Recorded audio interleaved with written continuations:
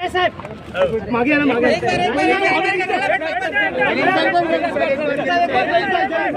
Jaleel sir Jaleel sir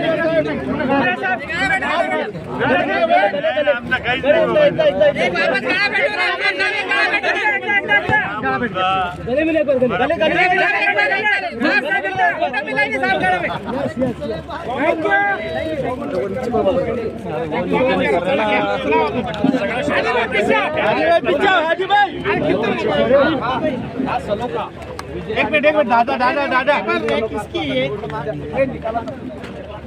मोठ्या मनाने लोकशाहीचं आपण बघतो म्हणजे हे खूप एक ब्युटिफुल ॲस्पेक्ट आहे.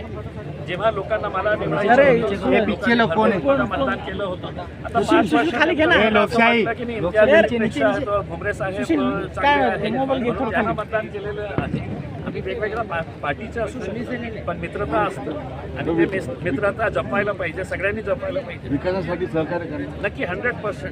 जेव्हा त्यांनी मला कॉल केला तर मी तुरंत त्याच्याकडे पळून जाणार. भुमरे साहेब काय म्हणाले?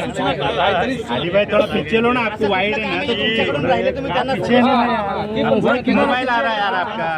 वो माधव सर पाटील संसदेत कसं काम करायचं भुमरे साहेबांना एक सूचना. भुमरे साहेब खूप एक्सपिरियन्स्ड इतके वर्ष मंत्री होते आणि असं नाही आहे की तिथे काही वेगळ्या सिस्टम्स आहे की खूप मोठा एक सभागृह आहे आणि देशाचे निर्णय तिथे घेण्यात येतं.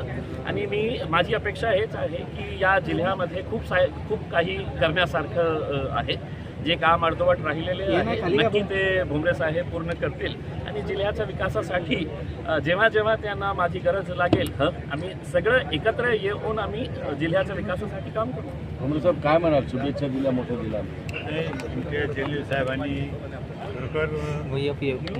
मन मोठं करून शुभेच्छा दिल्या आणि जलील साहेबांनी साहेब म्हणजे जरी आमचे पक्ष वेगळे असतात पण आम्ही काही विकासाच्या बाबतीत एकत्र पालकमंत्री असताना मंत्री असताना आम्ही एकत्र येऊन विकासाच्या बाबतीत अनेक कामं करण्याचा प्रयत्न केला, एकमेकांचा सल्ला घेण्याचा प्रयत्न केला.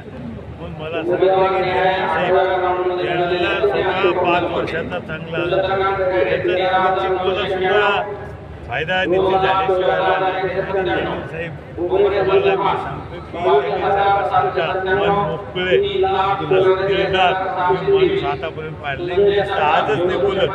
मी निवडणुकीच्या काळात सुद्धा साहेबांना नाही की निवडणुकीच्या आधी सुद्धा आमच्या ठीक आहे ते MIM कोण राहिले मी पण आम्ही खेळीमेळीच्या वातावरणात ही निवडणूक लढली. हार जीत होत असती गेल्या वर्षी जलील साहेबांनी यावेळेस असं नाही हार जीत होत असती पण एक खेळीमेळीच्या वातावरणात ती निवडणूक आम्ही खेळीमेळीच्या वातावरणात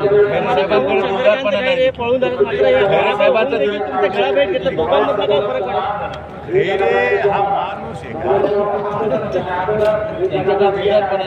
खैरे तुम्ही बघितला असेल त्याचं नाव सुद्धा तुम्ही घेऊ नका.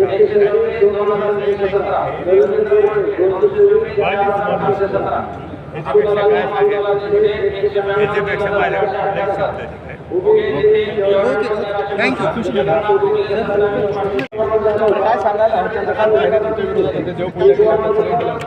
चंद्रकांत खैरे माझ्या विरोधात होते. त्यांनी किती देवपूजा केल्या, किती भस्म लावला.